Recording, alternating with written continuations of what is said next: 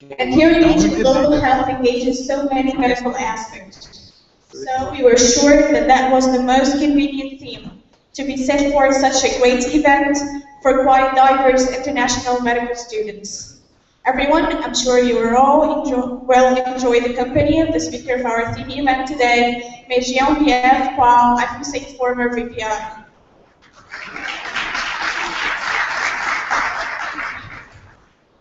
Hello, everybody. Are you still really sorry. What do I need to do for this not to happen again? Oh, okay. Stay away from that. Okay. Hi, everybody. Are you still awake? Yeah? Do you want to stand up for a second? Yes, please do. That's why I can see who's listening. That's really good. It's okay. You can sit back down. There's no other activity going for this. So I would like to apologize for coming here to talk to you about non-communicable disease after 7 p.m. I realize this is a stretch. I realize some of you might have been misinformed by music and thought this was actually a party and a social program, and now you might feel a bit cheated. But this is not going to take very long, and then you can stay in your seat, and it will be very fun entertainment. Okay? Is that a good deal? Can you handle that? All right, that's really good. So my talk tonight is called Non-Communicable, the Challenges of the Doctors of Tomorrow. And I would like to apologize first, because that might be a misleading title. That's usually the way we frame the issue by saying, this is coming, this is what's going on tomorrow, this is going to be the challenge of a generation, therefore we should care about it. That's a really good logic. The thing is that this is not the challenge of tomorrow, this is already the challenge of today. And this is really not about just our generation, but also the people that will come after us. It's really not just about doctors. And I know we're a very tight bunch, and we like to stay amongst ourselves, medical students and doctors, and we really like that. But if we are to do anything significant in health and in global health in the next few decades, we really need to start branching out and talking to other people.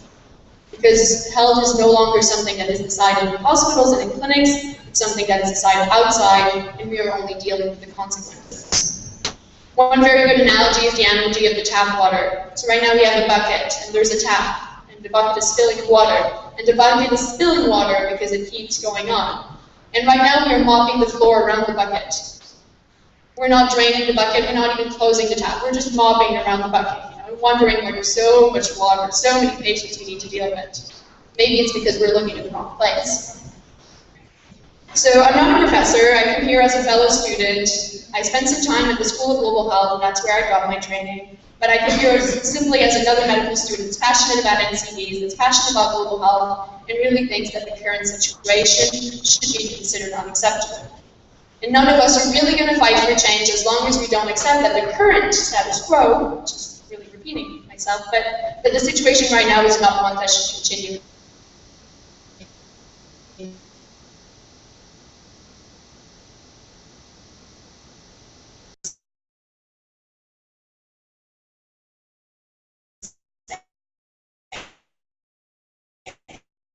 Why?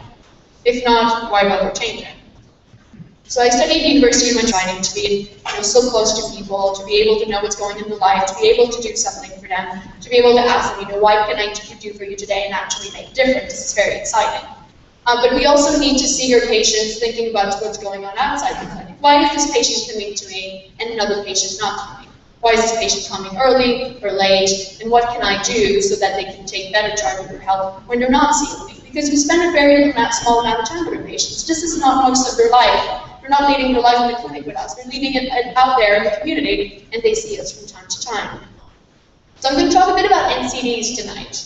And who knows what NCD stands for? Not the few people that were in the workshop with me for the past 3 days. Yeah, diseases. Which leads me to my first problem. This is a really bad thing. It really doesn't roll with the tongue, okay? I've been saying non-communicable diseases for years now, and I still sound like a complete idiot when I say it. So NCDs is a really bad name, so we really have to fight really hard to make this a sexy topic, because non-communicable diseases really doesn't appeal.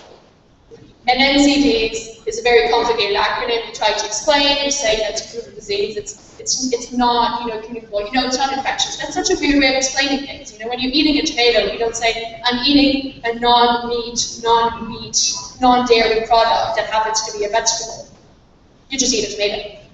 So it's very complicated to explain to people what NCDs are, and my hope is that we repeat often enough what they are with the acronym, people will then make a link and we will have to stop explaining and we can just say NCD and people will figure it out. The same way that we have gotten other acronyms to be just understood, even if people don't really know what they stand for. So that's the goal. I could give you lots of numbers, okay? There's no numbers almost in that presentation because I wish to spare you that, especially at that time of the evening, but also because numbers is everything you're going to get the rest of the time. You're going to spend many, many hours sitting in the classroom being told exactly how many cases of diabetes there are in Egypt and how they're increasing and at which rate and what you can do about it. So there's going to be lots of numbers. I think very few of the numbers really matter on their own. Because as many people tell me when I talk about NCDs, it's quite normal that one day we die about something.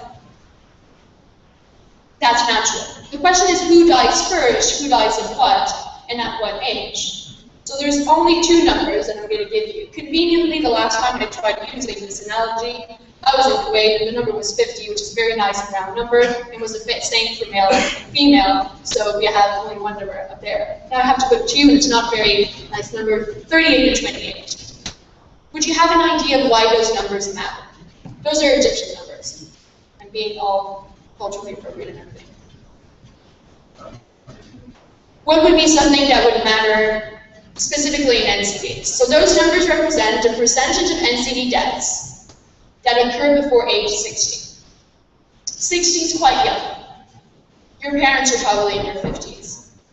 NCDs, you know, is your parent in 3 or 4 years. That is not the age we want people to die. That is not normal, this is not natural.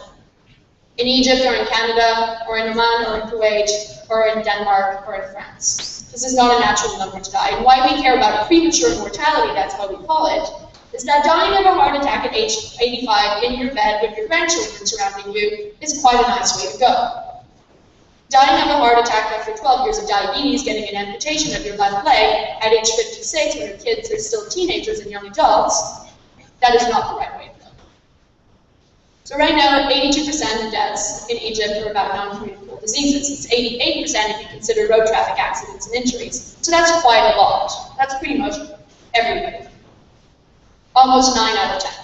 That's not really what we talk about most of the time. We don't devote 88% of our time to talking about how to tackle non-communicable diseases. There are much more exciting infectious disease going on. That sounds a lot more sexy.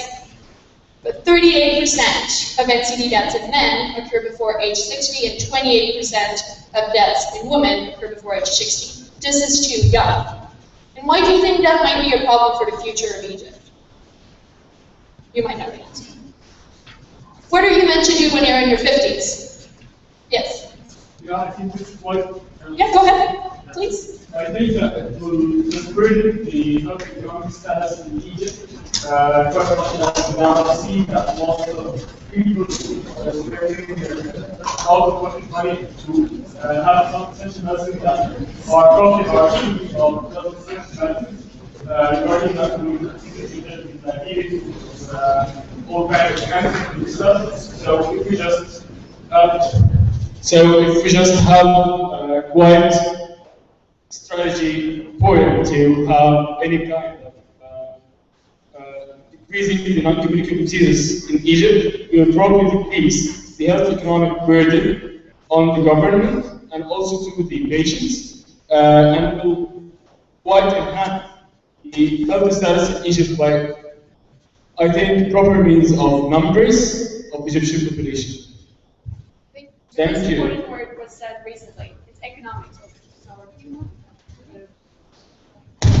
Yes. So you said something very important at the end there. This is a problem for Egypt's economy, because what are you meant to do when you're 55?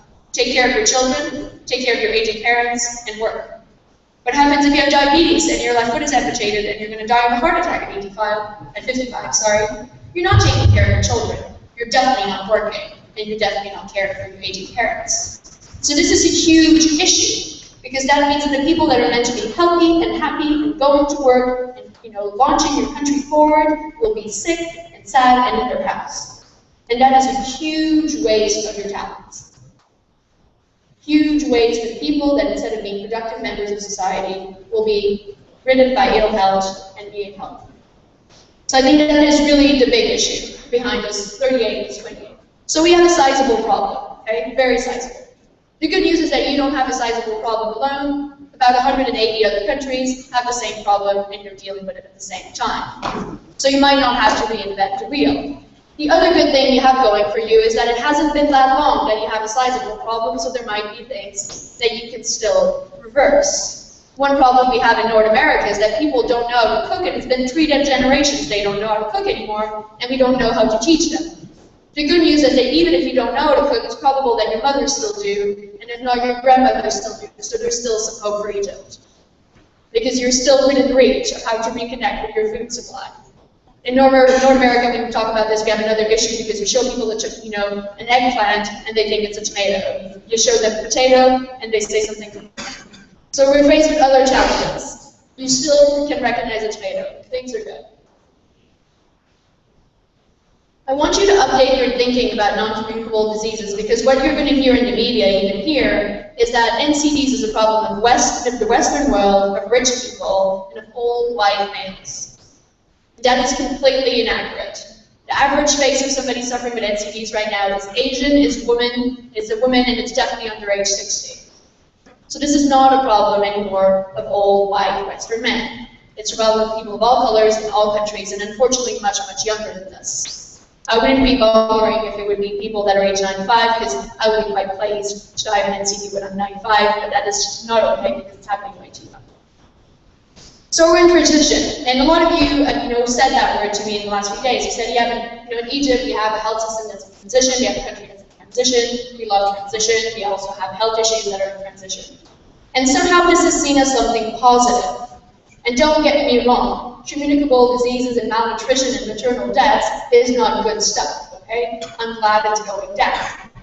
But transition per se is not good news. Transition doesn't mean there are less preventable deaths happening. And it doesn't mean that people are living really healthier, more fulfilling lives for many more years. As you can see with this 38 versus 28 number, people are still dying relatively young of debilitating diseases that you could have prevented. So transition per se is not going to fix things, because all those numbers are going up, they're not going down. And infectious disease are not going to go away completely. So despite, giving attention to it, it's not going to be the end of it. Also, there's a transition between where health happens. The determinants of health are no longer in hospitals and in our health systems, and as doctors we're struggling to adapt, because the only environment we know is the hospital. That's where we're trying to fix it, that's where we're mopping the floor out of all that water. We're not leaving the hospital to turn off the tap. And if you really want to do something significant in health, you can't be in your ivory tower being a really renowned ophthalmologist or surgeon, not going out there in the community. The ones of you that are going to make the biggest difference are going to be the ones that actually leave the hospital, walk outside, and go meet people exactly where they are. And we're all going to have to do it a little bit if this is going to work.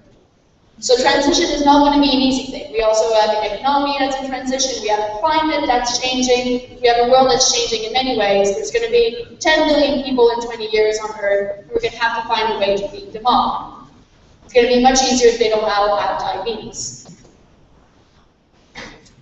So what are NCDs? Some of you might have heard about it before. Diabetes, cancer, cardiovascular disease, chronic lung disease.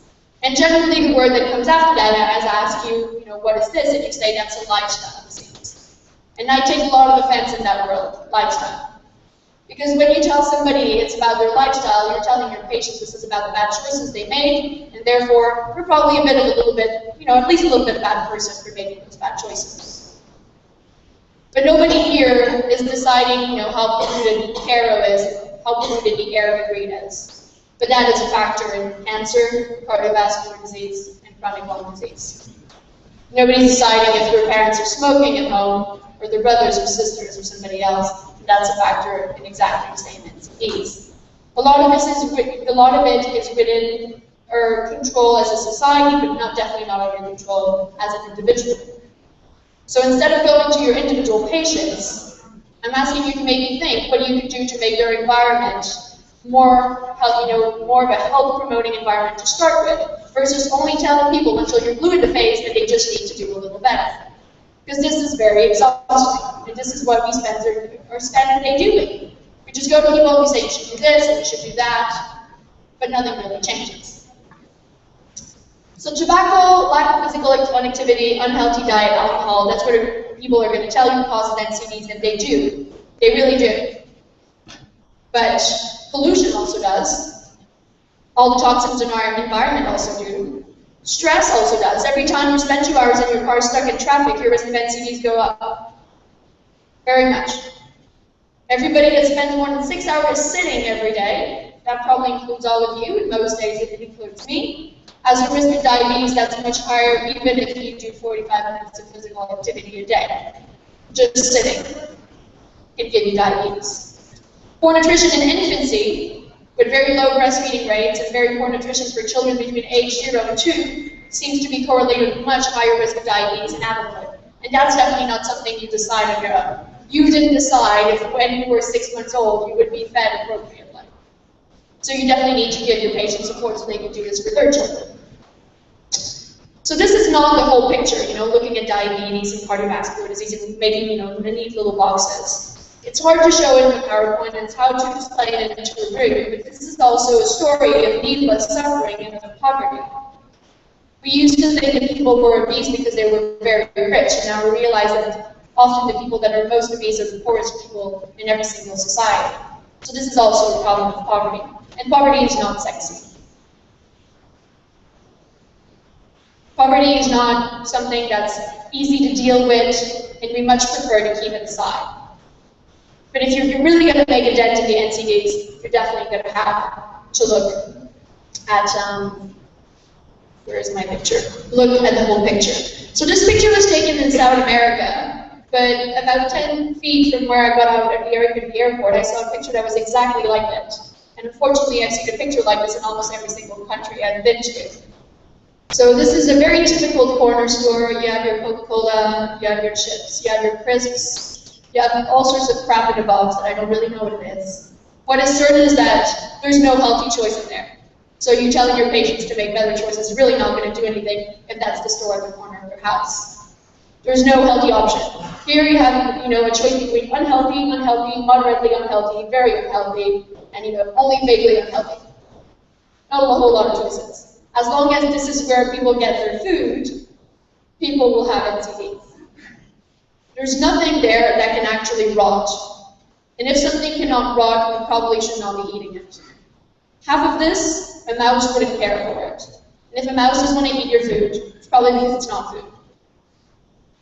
Most of this, your grandmother probably wouldn't recognize as food. Show your grandma or ask her if her mother before would have recognized yogurt in a tube. Yogurt in a tube is not a food. It's probably closer to plastic. Nobody would recognize it as a food 2 generations ago. It's sold in a supermarket, but it's not going to feed you. So as long as we keep eating there, we're definitely not going to get better. So what I'd like to introduce, in your thinking, is that maybe if you want to solve NCDs, and hopefully you do, because that's going to be the only health issue you're going to be dealing with very soon, you need to look at the larger scales, at social determinants of health, and how you can do better policy work in your country and in your community in general, so that this is prevented.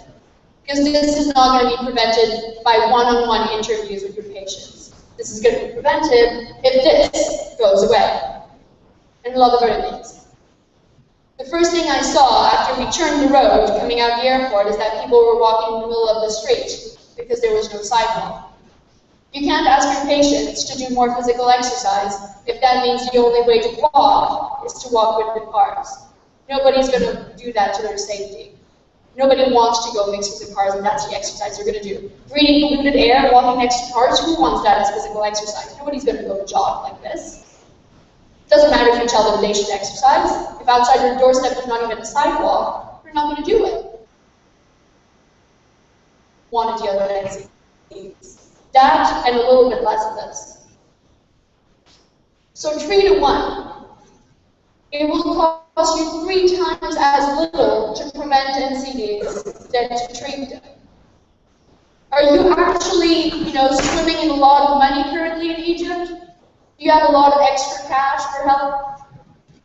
Probably not. Come on, stop just, grinding and, I'm not sure. Really, yes or no? No. Yes or no? No. You don't have that cash. don't. We don't either. It's okay. Nobody does. It's really time to focus on that 3, not on that 1. Because those diabetes stuff are costing you a whole lot of money individually and collectively. It would be much cheaper to deal with this. Not as easy, but much cheaper.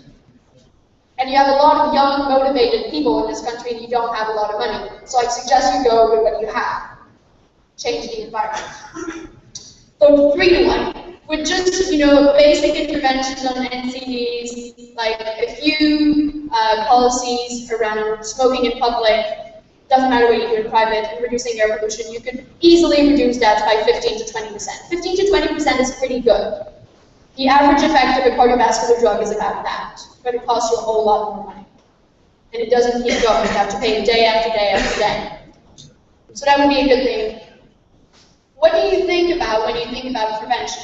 Because most people I ask, they say prevention is sitting with your patients and telling them what is a healthy diet and what is physical exercise. I'm really sorry to break the news, but this is not prevention, okay? This is like damage control. The person in front of you is already overweight, already smokes, probably already has prediabetes, and you're trying to do some damage control by telling them to go towards a more healthy diet and a bit more physical exercise, knowing very well the chances they do it and the chances they can't do it are slim to none. And it's okay that you keep doing it. You should keep trying. But if we just do that, we're going to spend a whole lot of time speaking until we're blue in the face, and not much is going to happen. Prevention needs to happen outside the hospitals. We need to completely change our paradigm. Washing your hands might stop the flu, but it's not going to stop the massive epidemic of diabetes you have right now. This is a very simple graph just showing that the more poor you are and the more unequal you are as a society, the more you die of NCDs. Something that people don't generally think about because they are still stuck in that thinking that it's for West, old, rich people. Now, let's not mistake activity for achievement. It's a very important quote. Recently, I was told that there was this new mammogram that was in a truck in Cairo, and I was kind of like roaming the streets offering people to get a free mammogram. This sounds like an exciting idea, but this is not an achievement. This is simply activity. The truck is going around, but there's no more, there's no more treatment in the hospital for a woman with breast cancer. So don't go out and find more cases to try to deal with the people you have that are already sick and give them life-saving treatment. And often in NCDs, we love doing activities, so we want to go out there and talk about it, and we should. But it's not because we talk about it a lot that a lot is getting done. And as much as we try to have a positive conversation about it, talking about all the beautiful things we could do, this is going to be a hard conversation. I know you love your cars, but you're stuck in traffic 2 hours a day. So there might, it might be time to start thinking about what you can do to reduce that. It's not going to be all fun conversation, running in the field, discussing about things. No, this is not going to be, petal flowers and stuff that you throw in the air. It's going to be harsh conversation about the food you eat, the way you move about the city, the taxes you pay or don't pay, the roads you have. This is what it's going to be about. And NCDs is not a scientific failure. This is not something that we need, a lot more research to be able to deal with. Of course, it's great that we find new drugs, but this is not what we need. What we need is to get rid of that. And that has been prevented. So it's what we call a political failure. It's not a technical failure. It's not the lack of the drug. It's the lack of the political will to change this environment. So I would like you to ask yourself why we got to that point and what you think you can do about it. And to everybody I've spoken about here about, tobacco control and restrictions on soda and very unhealthy food, everybody has said, it's going to be very difficult and people are not going to like it. And I know, nobody likes it. But often we are so stuck in not wanting to do something because we fear that it's going to be difficult and unpleasant, that meanwhile, much worse. And right now we are so paranoid about how hard it's going to be to do anything that we accept to stay in the current situation, which is actually killing you. Your kids are going to be the first generation of kids to live not as long as their parents. This has never really happened in human history except in times of war and famine. all that technology, all that evolution, all that research, so that they can die 10 years younger. Isn't that a disaster? Isn't that something you'd like to fix? Hang in there, we're almost done. So I want you to look at this cost of inaction. Every time that we tolerate that millions of dollars of marketing are going into marketing to children. There's about $1 billion every year that's spent marketing junk food to children under the age of 12. That means that whatever country you go to, Egypt and Canada alike, if you take a 2-year-old that doesn't really know how to talk, doesn't quite know how to walk very well, you show him a McDonald's sign, he's going to know what it is. And he's going to tell you. And is this really where you want to go? After thousands of years. That children, before they can say mommy and daddy, can say pecto. Is this progress? Is this the world you dream for your children? I'm wondering how we can allow such a terrible thing to keep on going. Plenty of people with a PhD in psychology sitting in a room, being paid with those millions of dollars to market to your children, you know, how it's going to be such fun to drink that Coca-Cola. How happiness is linked to soda. Diabetes is linked to soda, not happiness. Somebody asked me who won the Super Bowl. I have no idea, I don't watch the Super Bowl. Pretty sure who won is diabetes. Diabetes won the Super Bowl. Because of all the Coca-Cola that was consumed during and all the advertising for it there was. They were definitely the big winner. So I think it's time to do more, and I think it's time to do better, and I mostly think it's time to do things very differently.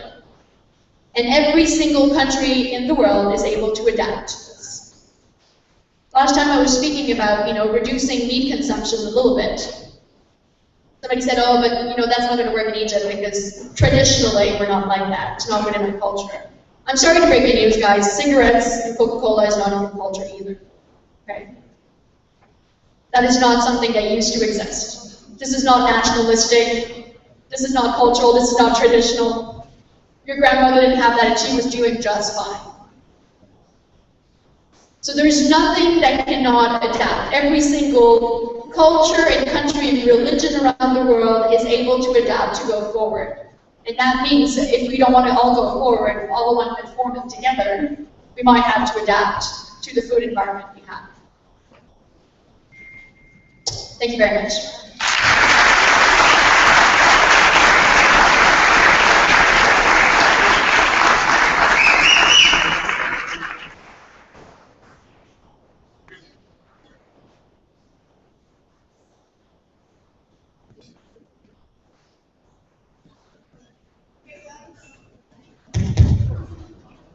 Okay, thank you very much, Ms. Jen. I hope you all enjoyed this. It's about 15 to 20 minutes and our social program will begin. It will be here, okay? Thank you.